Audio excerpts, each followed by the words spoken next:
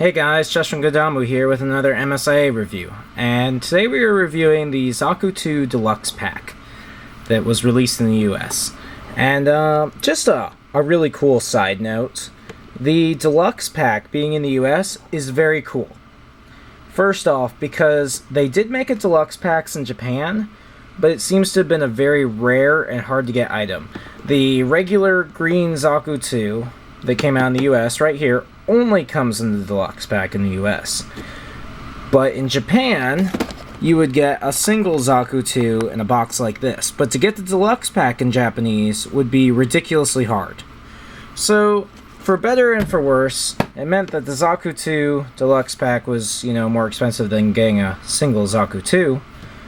But at the same time, we got Zaku 2 Deluxe packs pretty easily, whereas the Asian release was kind of hard to get. Or at least I'm assuming such because it's really hard to find on eBay now.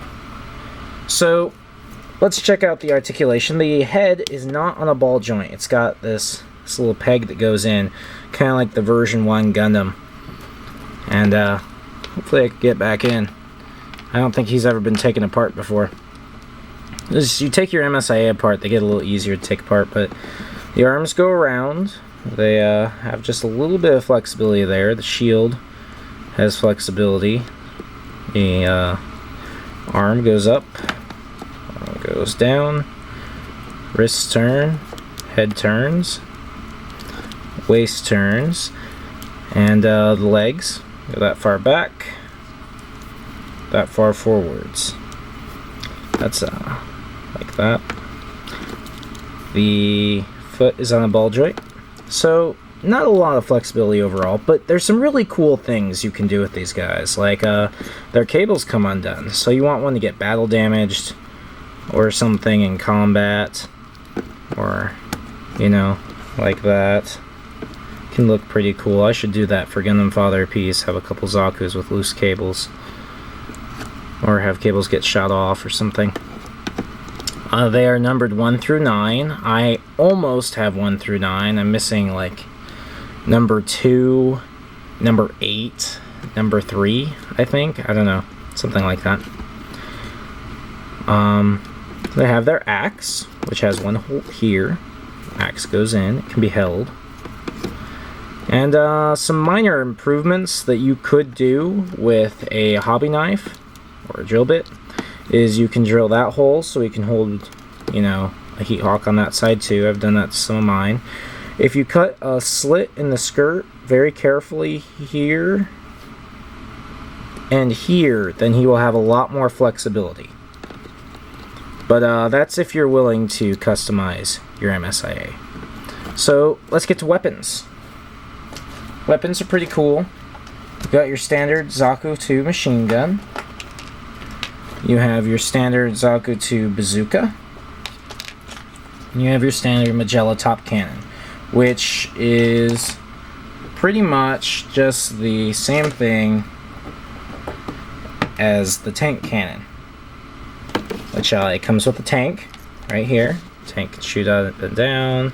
This is on the ball joint. And the tank is actually part fighter jet, so if the bottom gets blown up, it can fly around kind of awkwardly and fire. But it's not the greatest flying mechanism ever. There is there's the DOP, which is a fighter jet, and we have the Lagoon, which is kind of a radar kind of plane. So its guns turn. It's kind of cool. Oddly enough, the Lagoon comes with this thing. Hard to show the whole thing. And it plugs into the bottom. This was just an act of stupidity as a toy, though. I have not the whole thing, just this particular piece right here. It plugs in, and supposedly this thing will fly this, and the Zaku can get on and fly to safety. But there's no way that this could ever carry a Zaku. Truth is, this green piece was shown coming down from a Zanzibar cruiser in one of the episodes of the original Gundam. Why they included it with this, I will never know. because you are just asking, you know, climb on! Okay. Well, that didn't work. Come on, tank. You know, Xeon bad ideas. So, that was a little silly that they did that. Continuing on with our toys, or our weapons, we have these 2 straps here, and 2 missile pods, which, quite honestly, the missile pods are my favorite weapon, because they're just very cool. In Federation vs. Xeon for the PS2, I totally rock with this mobile suit. And these just go on, and they plug into little holes in there, and they keep it on. Actually, these are more for show. These will stay on pretty good just by themselves, but, you know. Also, these are ridiculously hard to find. You can find used ZAKUS, but these always got lost. Trying to keep our review short.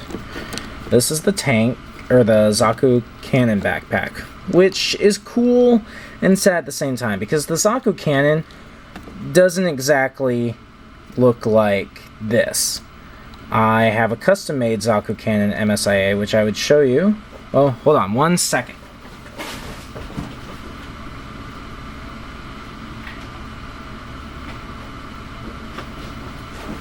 Okay, I'm back. I had to run across the room. A Zaku cannon actually looks more like this than, you know, just sticking a cannon backpack on it. This one I custom made with Zaku 1 and Zaku 2 and some other spare parts.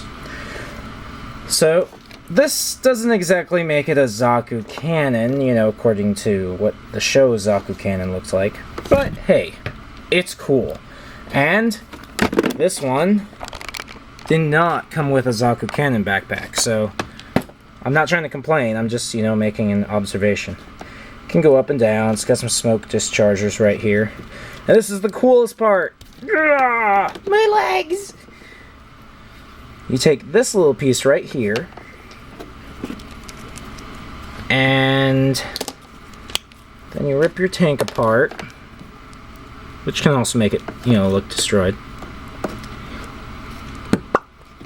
There you go. Now that is awesome. That's got to be the coolest feature of the entire Zaku 2 Deluxe pack, is that you can make this Zaku tank, and you can give him his weapons and stuff, and you can still use them. And just absolutely awesome. There is nothing like having an army of Zaku 2s for your collection. And the coolest thing about the Zaku 2s is, like, for instance, you want to make a custom, you just either acquire some spare parts or steal another one's shoulder. Bam! We got another looking version, you know, or, you know, you want to take a custom-made shield. Bam! Super compatible. The Zaku 1, or Zaku 2 version 1 is highly compatible with the Zaku 1 that came out. It's compatible with, the other Zaku 2, so you can mix and match the pieces real easy. I mean, we could give it a Char's head, and we could make a green and red version. We could mix it with Johnny Raiden's high mobility type. We could mix it with the desert version, if I didn't say that already. If you can get some of the Japanese ones, like the Black Tri-Stars, you could give it black shoulders or a black head, whatever you want to do. That's what's really cool about the version 1. There were a lot of different releases of the version 1 in different colors, and if you want, you can mix and match them and make some cool stuff. So, the Zaku 1 Deluxe pack is kind of hard to get, you know, now that they don't make it anymore. It was more expensive when it came out, so I think less people bought it because, well, you could get 2 or 3 Gundams for the price of the Zaku 2 Deluxe pack. But it is highly worth having, and it's very much worth having a lot of, so that you can army build. I think I have, like, I don't know, 10 Xeon tanks or something like that, maybe 12. And it's going to look really cool in Gundam Father Peace with an army of tanks. So I'm going to wrap this up. Well, it could go 15 minutes, but that seems a little long. So if you can find this, get it. It's usually not cheap, because they're hard to get. There's a high demand for Zakus, and very few that are really hard to find. So, yeah. Remember, these reviews are brought to you by Gundam R Us, your favorite arms dealer. And when you buy from Gundam R Us, it goes to support Gundam Father of Peace, our stop-motion animation series. And this is one of our movie sets that's behind us. So catch you guys later. Bye.